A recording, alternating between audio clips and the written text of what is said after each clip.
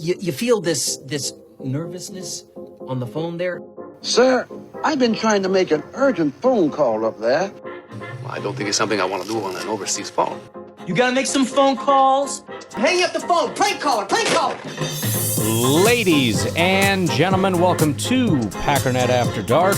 This is the call-in show, the Packernet Podcast Network. If you'd like to call in, if you'd like to participate in the show, please feel free to do so. The phone number here is 608-501-0718. New callers go directly to the front of the line. I don't think we have any, but we got Uncle Rico. Yo, Brian, it's your Uncle Rico. What's up? Are you my therapist? Yeah. Every time I want to talk about things, I call you. I think you must be my therapist. Anyway, yeah, that was insightful, and I like it. You said about your children, let them do what they want to do. Let them try what they want to try, unless it's drugs. Don't let them try drugs, Ryan. That's bad. That's a fair point. Movies. I don't know if anybody's ever seen this movie. I really enjoy it. I try to watch it every 5 years, whether I like it or not. It's called Digstown. If anybody's ever seen it, it's about this boxing, I don't know what you call it, kind of thing, shoot. I can't remember what that scenario is called. But anyways, these guys have to box, and then there's kind of this ringer, and it's kind of a scam. I can't remember what the word for that is, but it's a very good movie. It's got a bunch of actors in it. Bruce Dern is in it, and a whole bunch of actors that I can't remember right now. But you'll enjoy it. I think you all will enjoy it. So check it out. At least Google it, whatever, Digstown. And Drew Rosenhaus, Jaden Reed's agent. Is that a thing? Is he really checked with the Packers to see what Jaden's status is with the team after they drafted receivers? Is that a thing? I mean, I can't see that. Your status is you go to training camp and you earn the best spot you can get. That's right. Your status. The status is the same as everyone else on the team. That is the thing. All right, Rico out. Your status is you need to go there and prove that you belong on our team. And obviously that's easier for some people than others, but ultimately it's the same status as every single person that we bring in on this team. The whole thing is kind of stupid. It sounds like it was probably blown out of proportion. If you listen to what I had said about that, just listening, with Adam Schefter, the way he phrases it in his tweet, and then the way he acts like we're all stupid for overreacting, it's like, well, we're kind of accurately reacting, in my opinion, to the way that you said it, because I don't know why else you would say it if it's just like any other no big deal that's going on, But it seems to me that Adam Schefter kind of caught wind that, oh boy, they're having this meeting, and then he got further clarification that really it's kind of just, hey, new agent for Jaden, I'm checking in, just kind of trying to get updated on my guy here and whatnot, not a big deal. And that's kind of the extent of it. There might be a little bit of, throwing his weight around, but it sounds like it has more to do with Drew Rosenhaus than Jaden Reed.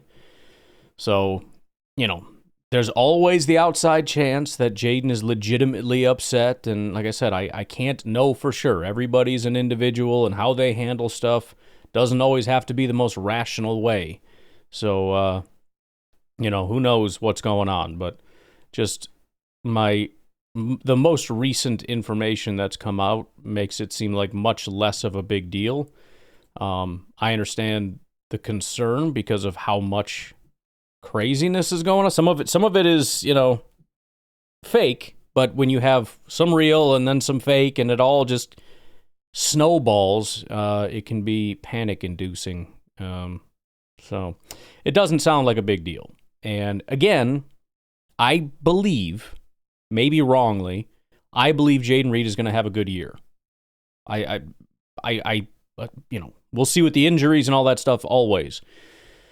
But if the key pieces, if the offensive line can improve, if the run game can improve, if we can have a consistent speed threat on the team for more than like 5 seconds without getting injured, if things like that can happen, along with Jordan continuing to improve and, leaning into his footwork and not doing the fadeaway jump shot thing every second, I think Jaden Reed is going to have himself a good year, and all this will not be a problem. And if he doesn't, then he freaking doesn't. And, check back in with your status at the end of the year. Yo, Ryan, it's your uncle, Rico. Yo. I just called in, and I asked y'all to watch Diggstown, a movie, and then I couldn't remember anybody who was in it. I said, Google it. Well, I Googled it myself. I'm not going to know these people anyway, so it doesn't matter. There's Willie Green was in this movie. Don't know him. He's actually used to play in the NFL. Oh. So that was interesting. Okay. But James Woods is in it. Okay, I do know Louis James Gossett Woods. Jr. I mentioned Bruce Stern. Don't know. Heather Graham. Don't know. Oliver Pratt. Heard of him. Jim Caviezel or whatever that guy's name is that played Jesus in that one movie. Yep. That's the only reason anyone knows him. Yeah, bunch of people. And then Willie Green. So it's worth the watch. So there. All right then, Rico out. All right, man. Appreciate it. Beer Cheese, what you got going on, man? Hey, Ryan, Beer Cheese Benny here, listening to your thing about the draft lottery. And let me tell you, I honestly think that would be so dumb and it would be so rigged. It would. It already is in the NBA. I mean, I don't know if you saw, but the Mavericks got the frickin' they won the lottery pick, right? And they had like a 1.8% chance of getting it, which is like among the lowest of the teams that were sounds low. Eligible for the lottery. And this was after the fact that during the season. Let me guess. They had a low percentage because they're actually a pretty good team and definitely should not have even an opportunity to get the number one pick. Am I close? The GM of the Mavericks made one of the worst trades in history of sports, trading Luka Doncic to the Lakers to help LeBron.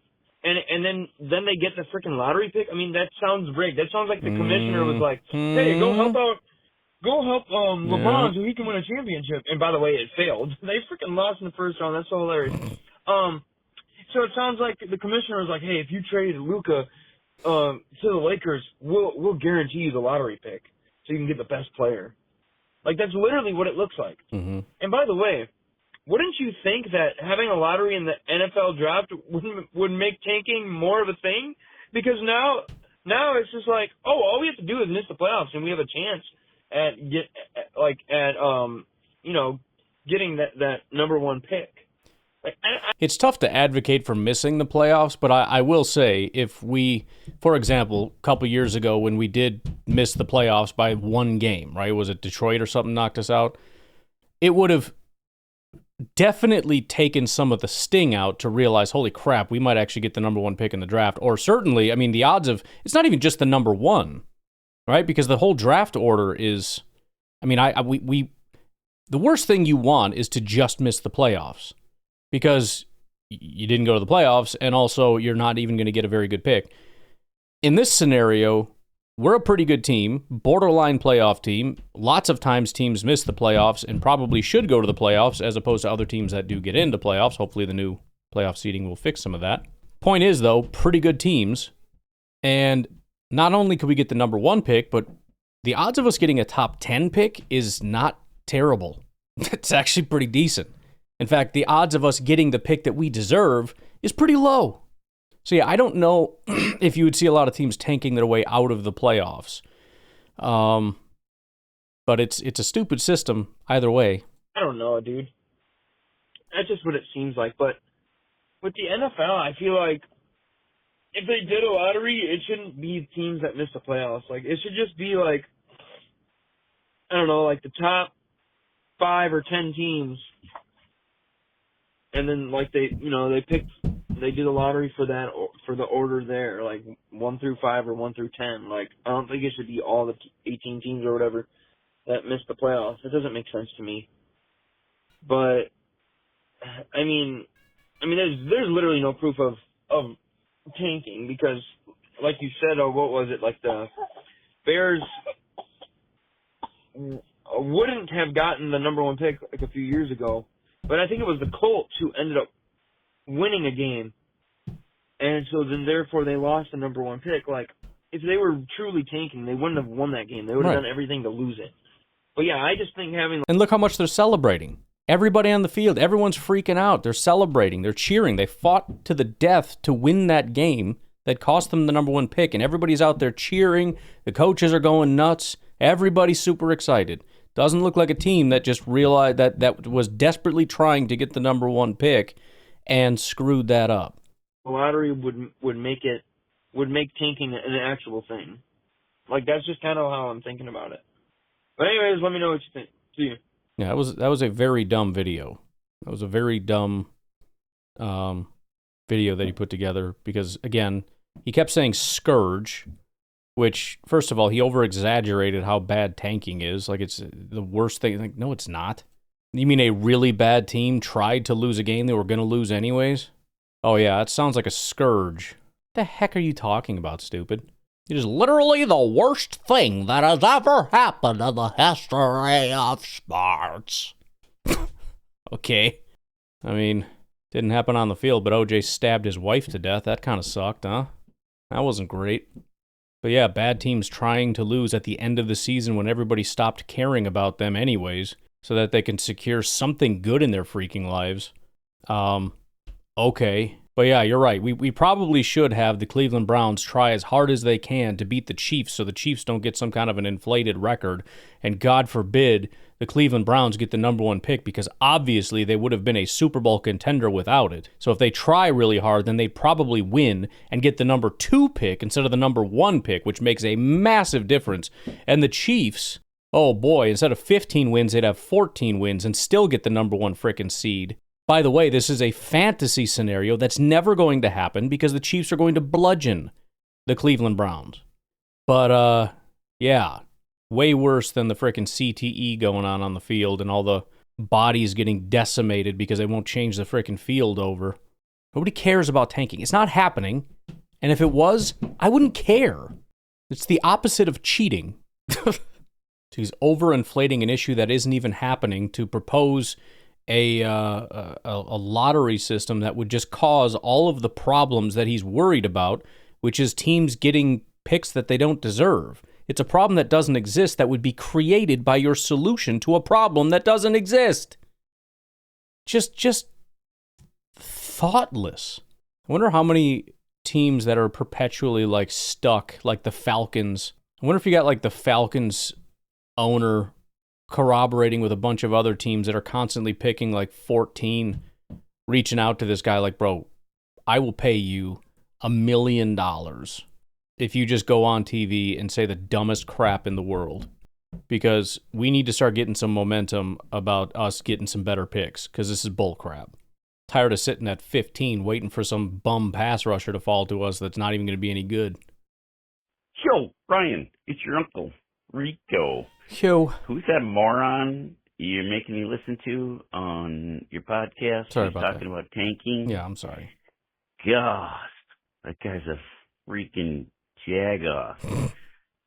He's out there. He acts like these NFL teams are out there like handing each other the ball. It's a very serious problem. No, apparently. you take it. I can't have it. We might win. No, you just like, no, we can't win. Dude, does he just understand that one team is going to beat another team and shitty teams These bad teams keep losing. Can't you tell this is rigged? lose games and then they get high picks and then they're shitty teams so they mess it up so it doesn't really matter? Give me the evidence where it shows how, I mean, even the number overall pick, Caleb Williams, hello. Jaden Daniels, hello. How does tanking help? Hello. God, what a moron. Brian, you're starting off my day really crappy. Sorry about that. Do not make me listen to morons in the morning. I hate it. All right. Well, I love you. Rico out. Well, I'm sorry to tell you this, Rico, but if it's not for morons, I don't think I have a show anymore, because that's kind of my bread and butter, is just finding people who say really dumb stuff and then making myself sound smart by telling them that they're dumb. But I feel like it feels good, though, right? I mean, it's not just me that's getting it off my chest. I'm hoping that you all are getting some, catharsis out of that. I don't know how that works. Secondhand catharsis, is that a thing? I don't even know. I don't even know if I'm using that word properly. Hey Ryan, it's Drew from Green Bay. The whole idea about Mike Greenberg with the draft lottery is so bad. And first of all, the reason he cares about tanking so much is he's more of a basketball guy, I believe, than a football guy. Well, you can tell, and that's why I even had mentioned that, I don't know if he's getting paid off by the NBA commissioner to make it sound like this is a good idea or what. But yeah, and I also said, and I don't know if this is true because I know nothing about basketball, but it's my understanding that tanking is more of a thing in the NBA. But what an absolute joke. First of all, you should be very knowledgeable about the NFL. It is a large part of your job to talk about other sports, including the NFL. Pretty sure he's a Jets guy, right? He's a New York Jets guy. Which I guess if I was a Jets fan, I wouldn't know anything about football either. But, I mean, that's ridiculous. He might be baseball too, but football is not like his number one sport. And, Clearly. To my knowledge. And his brother was a football player, if I remember right. Or, no, Mike Golick. Are they brothers? I think they're brothers. Anyways. But it actually encourages tanking, and that's what the NBA found is once you can like say you're just gonna miss the playoffs, like as you are gonna wanna get as many lottery balls as possible, so you actually start tanking when you wouldn't. Like if there's tanking in the NFL, it's a couple of teams at the very end of the season. They're not tanking the whole season. Like right, and again, it's teams that are going to lose those games anyways. They don't need to try to lose games. They already are going to lose games. I mean, by the time you realize I'm in contention for either the number 1 or number 2 pick, it's pretty well established you're a really bad team. And nobody starts tanking by the beginning of the season. And how would you even do that? This is the part that I don't understand. I can understand a GM or an owner wanting a high pick. I can understand that. I can't understand the part where we get in team meetings and explain to the whole team in super secret fashion, hey, I want all of you to fail because I want to draft somebody to replace you. Also, by your bad play, you are not going to get another contract here because you suck. At least that's what everyone's going to think. Because of all those passes you dropped or all those picks you threw. Or all those sacks you could have got but didn't, but were holding off. So if you could just do me that solid so we can get a high pick to frickin' replace you, that would be great. Also, if none of you could ever talk about this ever, that would be wonderful. Thank you so much for your cooperation. What are we talking about here? They all going to collude against the quarterback? Like, hey, look, we all know that guy over there sucks. What if we all work together? I promise we'll draft a quarterback. We'll get rid of that guy. Okay? All right? Okay, great. It's so absurd. Might have tanked a couple of games when they found that they could have, the number 1 overall pick. But is that really a big problem? And besides, that's what fans want. So I don't really see that as a big deal. But when you start introducing, you get, an equal, or you get more ping pong balls for getting, for doing worse, then all of a sudden you have like 18 teams or however many it is vying, they start all tanking. And if you could go from 1 ping pong ball to 5 or 6, that can be a huge, huge difference in your chances to get the number 1 overall pick. And obviously that's like a franchise changer. If you're like the number 18 team, you have a pretty good team, you just missed the playoffs, and you get the number 1 overall pick. That basically happened with the San Francisco 49ers, and they got Boza, and look at how that changed their franchise. Like, they're a perennial playoff team now. So, and again, that the 49ers had that happen a couple times, but it was never tanking. It was our quarterback busted his leg off or whatever nonsense, and so we legitimately sucked. But you can see how that would radically transform an organization. But I'm glad we're all on the same page, because I that is ridiculous. Been like to the Super Bowl, and it's quite frankly, the only reason they haven't won a Super Bowl is they haven't had a quarterback, pretty much. When they did get the top pick, there wasn't a quarterback to take. So anyways, yeah, I just wanted to put my 2 cents in on that. Like, nobody actually addressed whether, it does solve tanking. We're just kind of like assuming that. It doesn't. It actually encourages tanking. All right, bye. Yeah, and again, I can't imagine. I mean, I would much rather tank to get the number 1 pick than deliberately lose my chance at a playoff spot. Maybe the NBA is different. The NFL, there's certainly more of a feeling of, all you got to do is get in, you got a shot. But regardless, yeah, of course it wouldn't fix. It's the whole thing is just stupid. All right, time is flying by here. I didn't realize it was so late. Why don't we take a break, and we'll come back with some Uncle Rico. Yo, Ryan, it's your Uncle Rico. Yo. I just want to put in my 2 cents. I don't think the Drew Rosenhaus, Jaden Reed thing is anything, but let's say it were to be an actual thing where Reed's upset. F him. Let him be upset. Who gives 2 shits whether he's upset or not? If he doesn't want to come in, I'm letting them all slide here, Rico, but that's like 3 now, and I really don't want to have to go back and edit it. So, come on, man, work with me. let him sit at home and watch the Packers on TV. I don't give a flying F. There you go. Who cares? These players who act like, and then I'm not saying at all that this is Jaden Reed, but if that were to be the case, I don't care. Yeah. I don't care. I don't want people on my team like that act like that. I want people on my team like our boy Christian Watson, who knows what he's up against. Well, yeah, especially because it's like, let's just, again, devil's advocate, let's say it's true. Who the heck do you think you are? Who do you think you are? You've accomplished nothing in this league. You've done nothing. You don't have the standing to go out and get a top agent to come in here and frickin' threaten me about your standing with the team. You are a number 2 wide receiver on a team that really needed a number 1 last year, and that's about it. So we went and got a number 1 so that you can be a number 2. And that's about. Is there something you need from me, bud?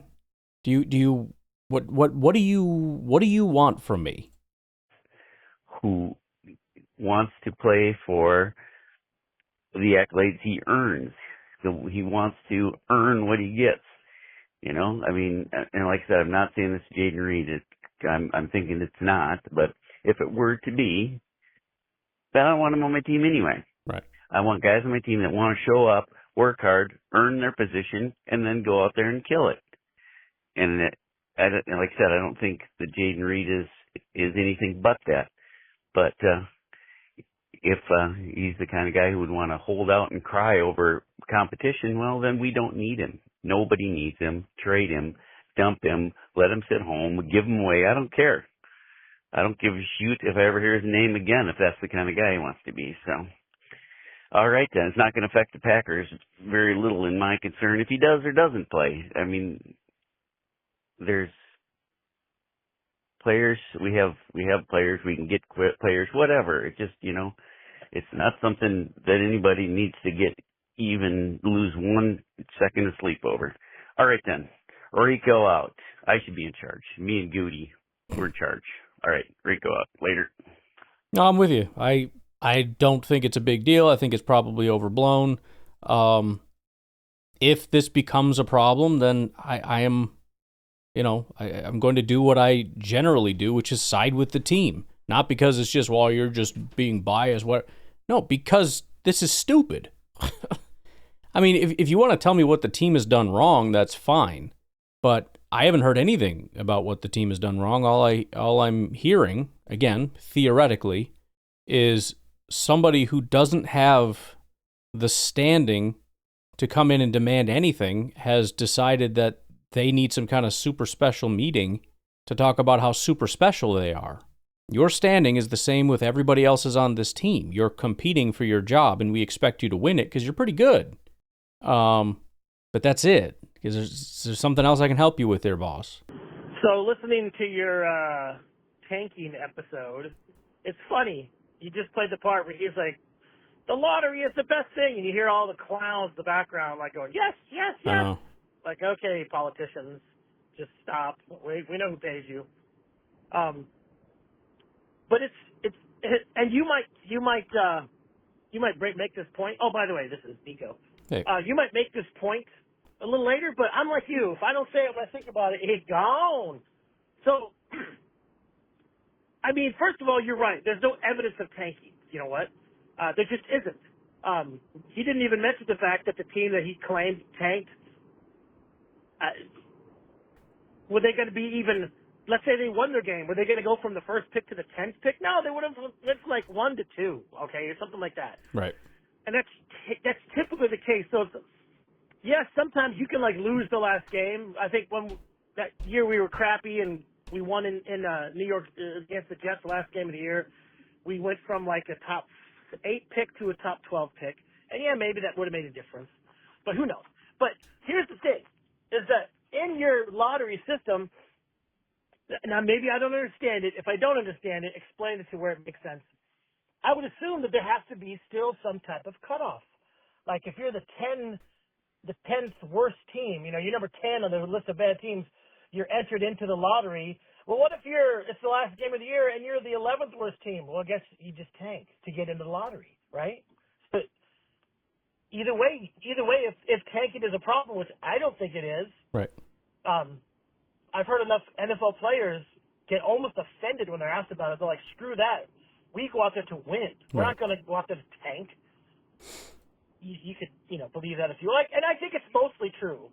But, yeah, you'll still have people trying to tank to get into the lottery. So it still makes no sense. I don't know. I think sometimes I hate all media and it's all stupid. And those guys, sports people used to just kind of tell you what happened in sports. Now everything's an opinion thing and whatever, and we should do this, and this person's bad because they said this. Like, okay, I don't care. Go away. Anyways, I'm going to tank this phone call right now. Well, I think at the end there you just described my show, but I understand your point. I do. It does get to be annoying. I mean, look, at least have a good opinion. You know what I mean? I feel like that should be a baseline minimum expectation. All right, why don't we take a break and we'll be right back.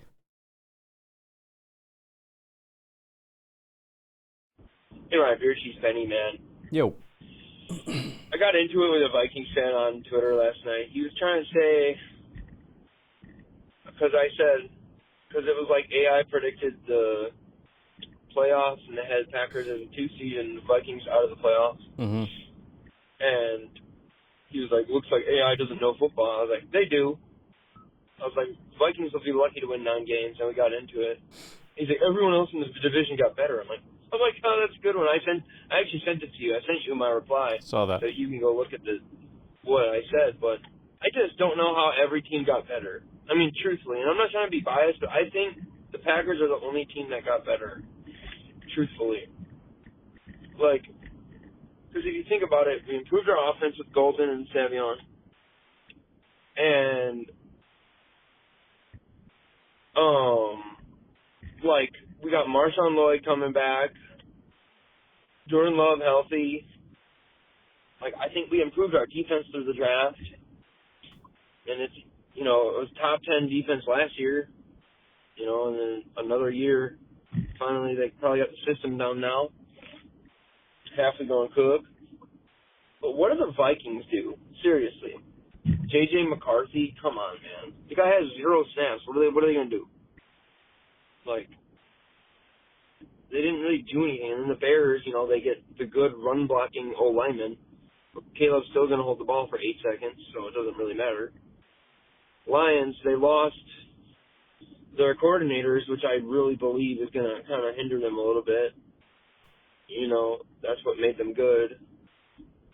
I mean, sure, they get Aiden Hutchinson back, but he's coming off an injury where he snapped his leg. I mean, that's gonna kind of screw you a little bit, I feel like. But I don't know, dude. I'm pretty sure the Packers are the ones that got better in the division. I don't know, dude. It's just the Vikings, seriously. How could you think that the Vikings are going to make the playoffs with a rookie quarterback? I mean, and he's not even that good. He barely passed in college. Like, he mostly just handed it off. Because he had that running back. What's his name? I can't even think of his name now. But anyways, yeah, man. NFC North, man. Vikings, Lions, and Bears fans, they are just so ridiculous. Yeah, I mean, I guess we'll find out kind of where everybody left off. I mean, I've got my gripes and complaints about the Vikings and the way that they go about doing things. I don't think going out and getting a bunch of 30-year-olds at this stage, I mean, if you want to look at last year and say, hey, we were close to a Super Bowl, okay, that's kind of fair, although you're not really adding people, you're just kind of replacing 30-year-olds with different 30-year-olds. I think, and like you said, it's not a biased take. It's coming from a standpoint of, if I was a Vikings fan, this is the approach I would like them to take. I'd like them to start getting younger. I need you to find me some long-term talent.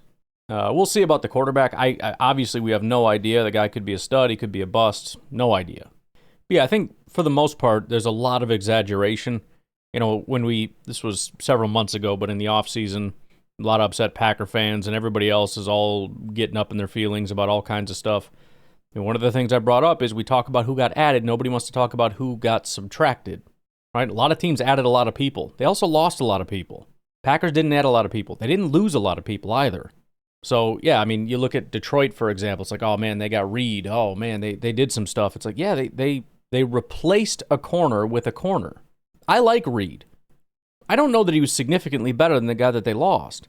So I'm not going to pretend that it's not a good pickup, but I'm also not going to pretend that they just went from, 0 to whatever this guy is. It's pretty close to a 1-to-1 replacement. And even that is based on history. Maybe he comes there and he balls out. Maybe he goes there and he sucks. I don't have a freaking clue. I mean, I guess I have a clue based on, what we know about the guy, but I don't know what's going to happen. But yeah, there's a lot of exaggeration, and I think the Lions and Vikings in particular, because of how great a seasons they had last year, are just, due to the law of regression to the mean, if that's even a law, you kind of expect some regression, even if you could argue that they got better. It's entirely possible they got better and still aren't going to end up with that same record, as counterintuitive as that sounds. It's the reality. So, I don't know. I generally don't like the everybody got better, because then everybody would get better every year. Everybody thinks they got better. Everybody added people. Everybody drafted people. Nobody wants to talk about who got lost, and nobody wants to talk about the fact that, somebody has to lose.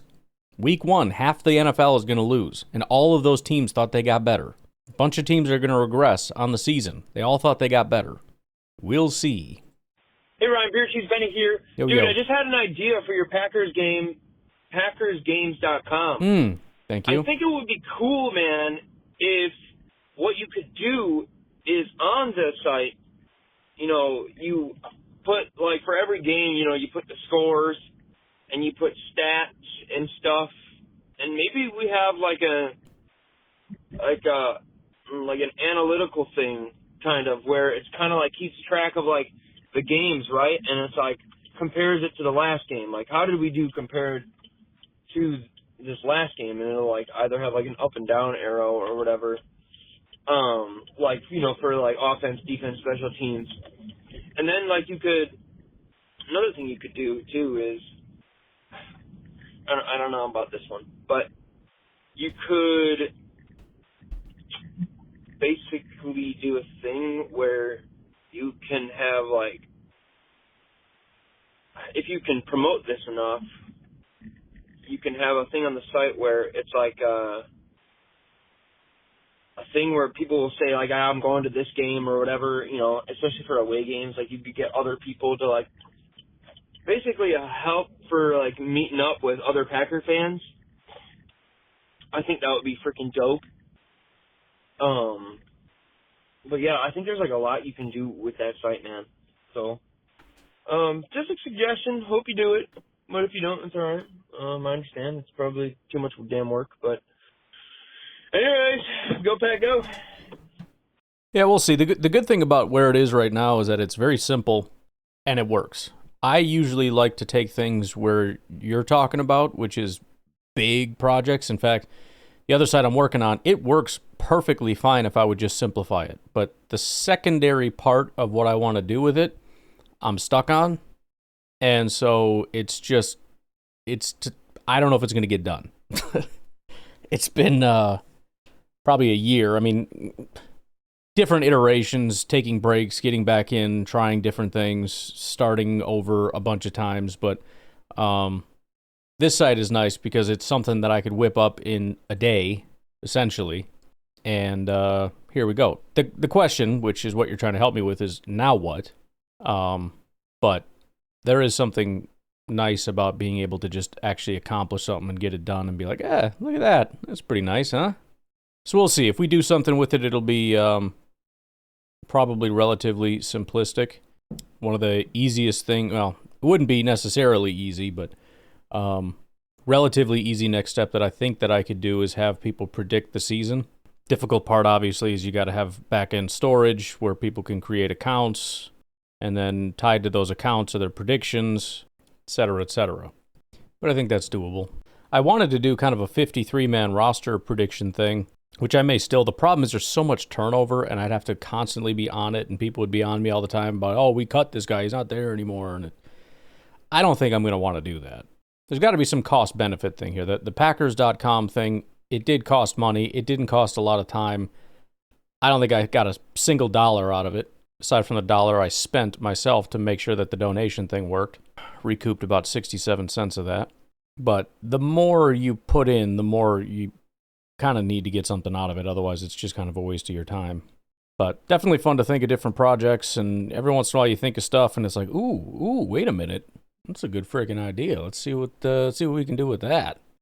Brian, how the heck are you? This is Nico, headed to work on a beautiful rainy Saturday. I was kind of thinking.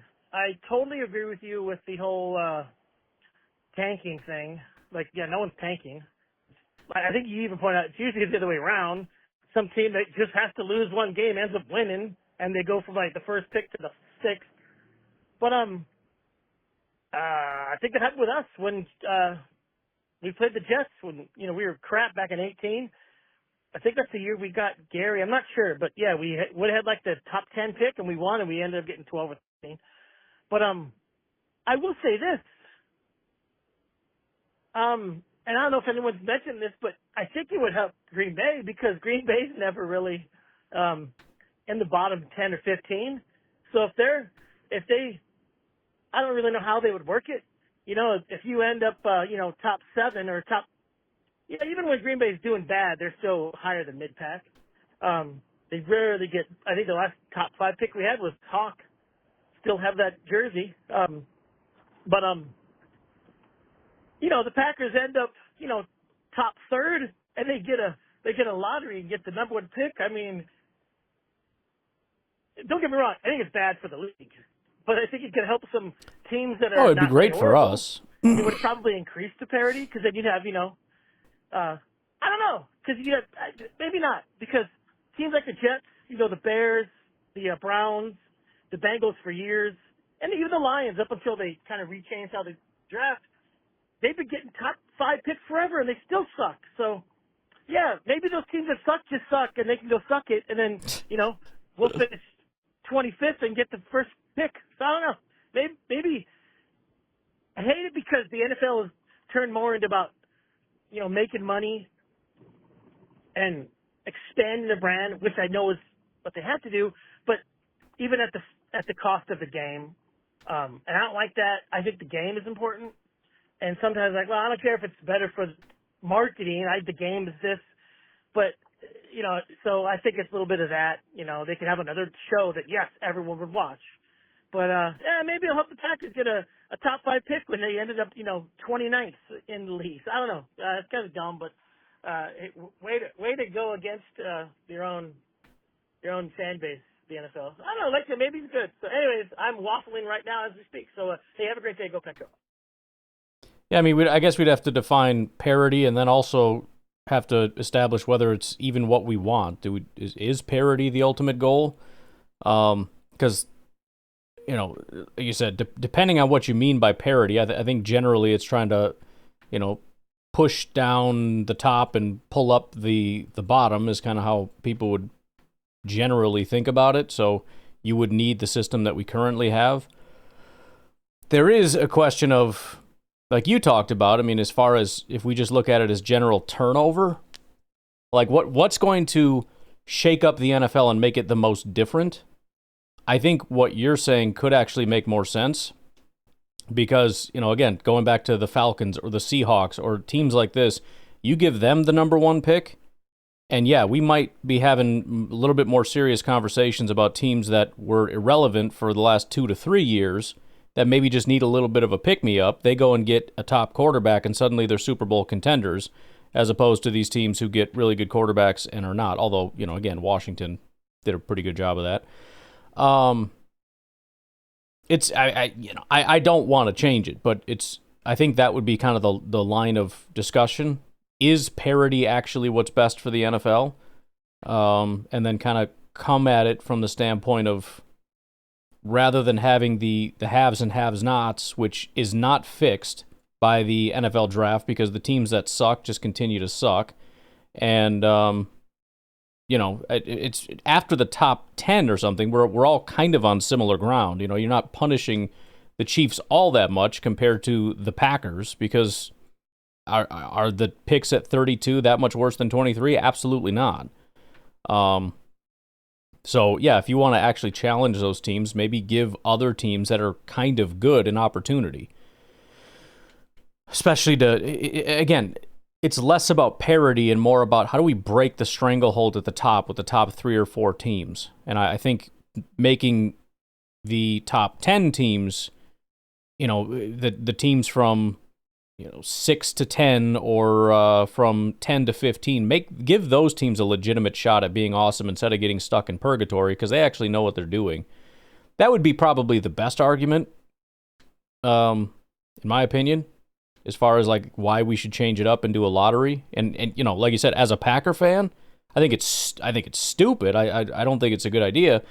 But as a Packer fan, knowing that even though we're kind of getting to XYZ, you could argue that maybe we should be in at least consideration for getting higher picks. Imagine going to the NFC Championship, because I know it's usually we're talking about non-playoff teams, but why limit it? You know what I mean? Imagine going to the NFC Championship game and, having an opportunity for, even if you want to say like for top 5, you have to be, out of the playoffs or something like that. Okay, fine. But we could get like the number 7 pick. Heck yeah, dude. I'm all about that. I mean, as a Packer fan and an NFL draft fan, you just kind of resign yourself to the fact that you're never going to get a top 10 pick. It's just never going to happen. And unless your quarterback gets hurt immediately or something happens, never going to it's not a thing for you. So I'd be all in favor of that just from a selfish standpoint, but in terms of if you're the commissioner and want to run things, I think what we got kind of works. Again, could argue from where you're coming from would be the better way to do it is either redefine parity or just say, yeah, but maybe parity isn't, just blind parity isn't the best thing. Because you're right that we don't get a ton of parity. And so if we tweak the definition or just abandon it and say, screw that, here's how we can get some turnover. It's not like the teams at the bottom are 100% stuck. They're still very likely to get relatively high picks, So, friggin' best of luck to you, losers. All right, so I'm listening to someone else talk about the whole Caleb Williams thing, and I tell you what, it makes the Bears look like dummies. I mean, let me say I'm the Bears general manager guy making the decisions, the owner, whoever does that. And, there's some talent coming out of the league, this year, and there's 2 or 3 guys that could be good, Jaden Daniels, Caleb Williams. And to be honest, I didn't think there was a clear, like Trevor Lawrence was clearly the best dude coming out that year as far as, his college play. He was a slam dunk number 1 pick. So it was like Luck and even the Mannings. And that's, if I can cut you off for a second, that's another thing to consider. A lot of the bad teams are still going to get top picks because they're the ones that desperately need quarterbacks, for example.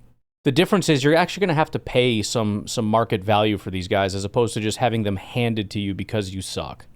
All right, if the team with the number 2 pick wants to take a pass rusher or something instead of a quarterback and you're sitting at 5, well, you're going to have to pay a lot for them. Aw, gee, you poor frickin' thing. It's not just going to be handed to you as a gift for being awful.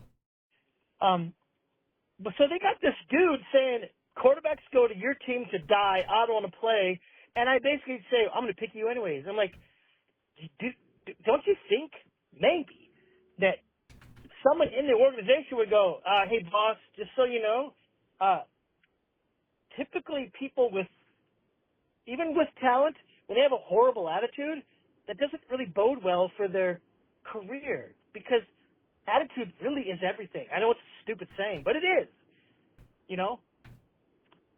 Like, and you can argue he's got some talent, but if his talent is going to be skewed by his attitude before we get him, imagine after a couple years of being crap. Right. Wow, it just makes the Bears. Well, and that's where I was saying too. Like, why do we think this problem got better? Like, the guy had a terrible attitude. He doesn't want to be a Chicago Bear. The receivers hate him. Nobody really likes him or the offense or anything.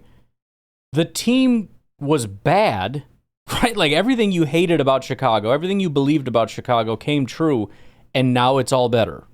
Well, we got a new guy. You always get a new guy. So what? Who cares? That much dumber. And you might have even hit on this in a podcast I haven't listened to yet, because I know there's a 2 to 3 day turnover. But if not, just put that in your pipe and in smoke your ammo it. of how much dumber can you guys be? Look, they could have gotten Jaden Daniels the year before. I think they could have gotten the dude from Texas. Right. He's got the best attitude, right? Man, the Bears. I tell you what. Even when they pick a talented quarterback, they pick the worst talented quarterback. I got to hand it to you, Bears. And I commented on some TikTok sports person. They were like, I think it was like, well, who's going to beat us now? Like, everyone. And the dude was just, you could tell he was just a fan because he loved Caleb Williams. I'm like, dude, the guy is, he's got talent, but he can't read defense. He relies too much on running, blah, blah, blah. And he's like, no one says that. I'm like, okay, go back in your bubble. Way to go. Yes, they did. Yeah, he is in a bubble because people were saying that before he got drafted.